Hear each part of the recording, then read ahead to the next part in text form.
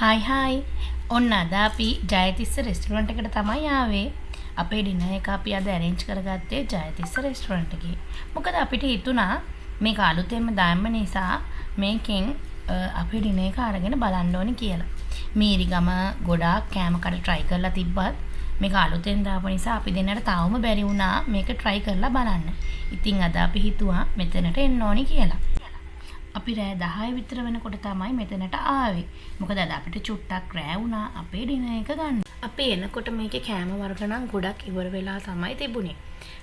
අපි මෙතනින් අහලා බැලුවාම ඒගොල්ලන්ගේ රසම කෑම එක මොන්ගෝලියන් රයිස් එකයි මික්ස් ෆ්‍රයිඩ් රයිස් එකයි කියලා තමයි ඒගොල්ලෝ කිව්වේ.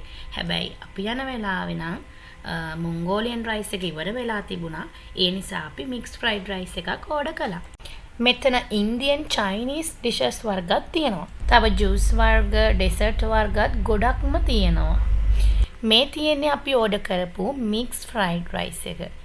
මේක 1 portion කියලා දුන්නට ඇත්තටම මේක 3 දිනෙකට නම් හොඳටම බඩ පැලින්න කන්න පුළුවන්. අනිත් එක තමයි මාර රසයි.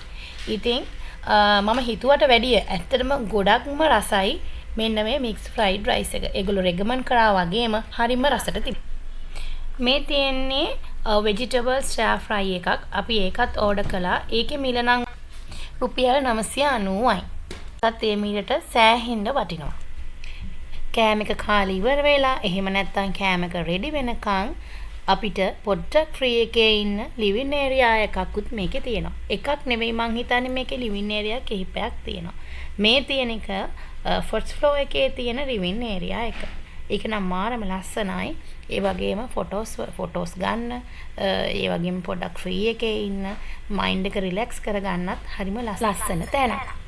ඒ වගේම අතේ තියෙන මුදලට ඇත්තටම හොඳ කෑම වේලක් කන්න පුළුවන් තැනක්. ඇවිල්ලා මෙතන try කරලා බලන්න. ඒ වගේම මම ඕගොල්ලන්ට මේ එක එක ඩිෂස් වල prices තියෙන මෙනු එකේ ෆොටෝස් ටිකකුත් මේකටම ඇටච් කරලා දාන්න. එතකොට ඕගොල්ලන්ට prices බලලම මෙතනට යන්න පුළුවන්. එහෙනම් තව දවසකින් හම්බ වෙමු. bye.